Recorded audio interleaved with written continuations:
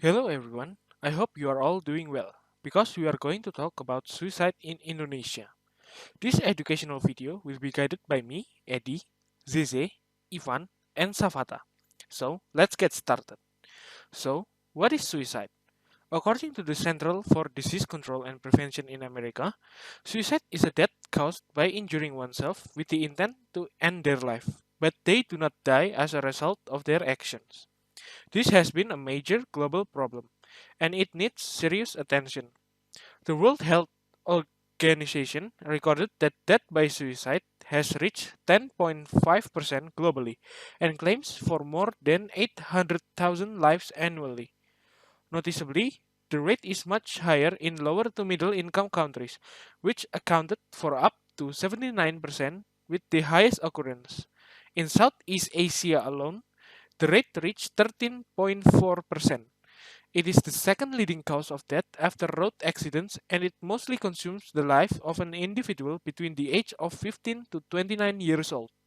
According to Nurdianto and Jarwah, individuals whom are suicidal may suffer suicidal tendencies again when they reach adulthood.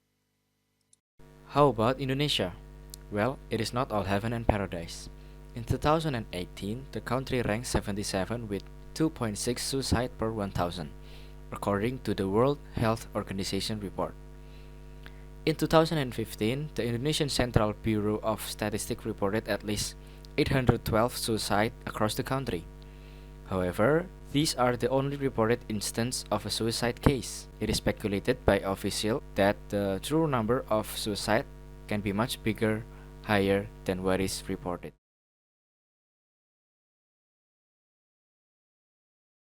With a total of 331 reported suicide, Central Java contributed the most of the total.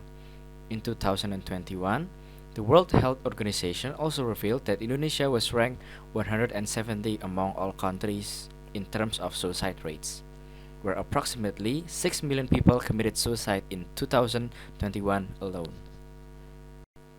Suicide do not see whose life it claims, for the prisoners to regular citizens, from the rich to the poor. It claims life of many by devouring their mental health, before eventually stealing their life. From our analysis, teens and young adults are the ones very vulnerable to suicide. Suicidal tendencies is shown through chronic depression, in which led them to behave in a certain way like social withdrawal and anxiety to social interaction. However, despite so, some people with suicidal tendencies may hide their feelings, making it even harder to identify and thus making it harder for the people around them to identify if they need help.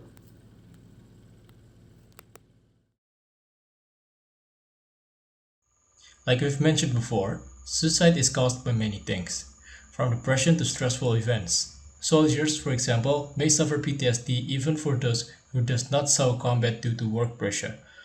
Suicide may also be committed by different kinds of people, ranging from criminals to innocent people. For example, in Cyprus alone, 200 out of 100,000 inmates committed suicide, according to the data from Lorenzo Ferrari of European Data Journalism Network, which is the highest compared to other EU countries. Despite the lack of data in Indonesia, Indonesian inmates are also reported to have suffered chronic depression and died committing suicide inside their jail cell. In Indonesia, Gunung Kidul is the location in which suicide rate is very high. It has remained relatively unchanged for decades. From 2003 to 2012, there are 330 suicide cases according to a study by Nurdianto and Jarwah in 2020. The cause of suicide at Gunung Kidul is unknown, however, it is thought to have been a combination of events. Culturally, the majority of its residents have long thought that it is the result of pulung gantung. Minor issues such as chronic sickness, social and physical isolation, drought, barren terrain, and poor education were also cited. Culturally as well, the decision to commit suicide is affected by wirang, or shame, social cost, and strong social requirement. Despite the alarming awareness of suicide prevention in Indonesia, the Indonesian government did launch a suicide prevention hotline counseling service in 10 of October 2010, and it provided 24/7 service.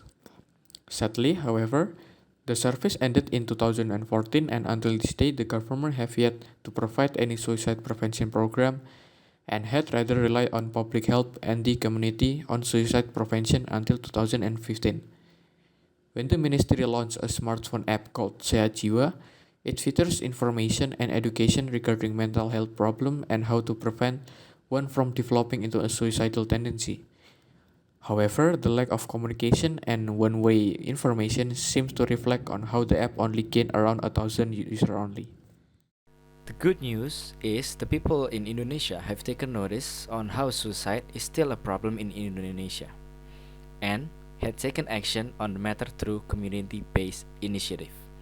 For example, Into the Light. It is the first inclusive, youth-driven community group that focuses specifically on suicide prevention. As a member of the society, there are a lot of things that we can do to help prevent suicides. According to WHO, suicide is one of the leading causes of death among 15 to 19 years old. Look out for your friends which have the following symptoms: expressing thoughts about suicide, having a sudden change in academic performance, drastic changes in mood, hopelessness about the future, drug or alcohol abuse, being bullied, increased absence from the academic institution, and disruptive behavior. We can do simple things to your friends, such as talking to your friends and encouraging them to talk about their problems to someone they feel they can trust. And other than that, a community should also consider hosting seminars and uploading campaign videos to video sharing websites and or social media such as YouTube or Instagram. If they have attempted to harm themselves, we should immediately seek help from professional services among us that will be able to help you and your friend.